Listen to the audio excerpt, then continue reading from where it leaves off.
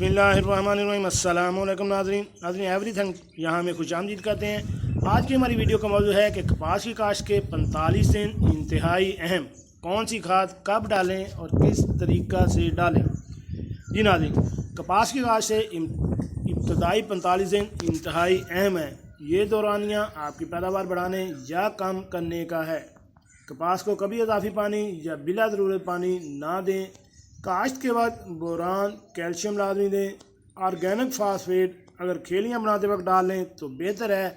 बाद में छितराई करके 25 दिन की उम्र पे मोनोनाइट्रोनियम फास्फेट के साथ 12 किलो पोटाश फ्लड करें और जिंक का स्प्रे कर दें ताकि पौधे में फूल बनने वाले हार्मोन्स तेज़ हो सकें। कभी भी गिरा से गिरा का फासला 2 इंच से ज़्यादा ना होने दें। नाइट्रोजन ज़्यादा से ज़्यादा 2.5 बैग दें, लेकिन 1-2 टिंडे बनने के बाद 10 से 20 किलो से ज़्यादा ना डालें। ऐसे ज़मींदार जो कि यूरिया या नाइट्रोजन की पूरी 1 बोरी डालते हैं, उनके लिए ख़ास एहतियात है कि 20 किलो से ज़्यादा नाइट्रोजन 1 एकड़ में ना डालें और उस वक्त डालें जब गिरा से गिरा का फासला 2 इंच हो और टिंडे बनने शुरू हो जाएं।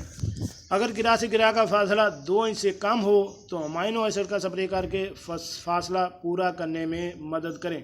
ऐसी फसल जो कद नहीं बढ़ा रही उनके ऊपर अमाइनो एसिड का स्प्रे करें।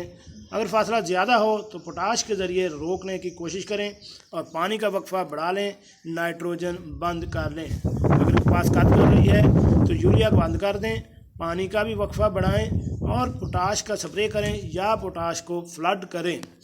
कपास को बोरान के स्प्रे से अजाफी कद से रोककर और आयरन से मुदाफ़ती निज़ाम को बढ़ा सकते हैं, जिससे रस चूस और सुंडियों के हमले ख़ासकर मिलीबग के ख़िलाफ़ पौधे में मुज़ाहमत बनेगी।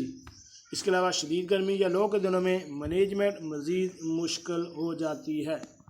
जी नाज़रीन, कैसी लगी आज की हमारी मालूमाती वीडियो? उम्मीद है आपको पसंद आई होगी। मिलते हैं एक नई वीडियो के साथ। अस्सलाम वालेकुम।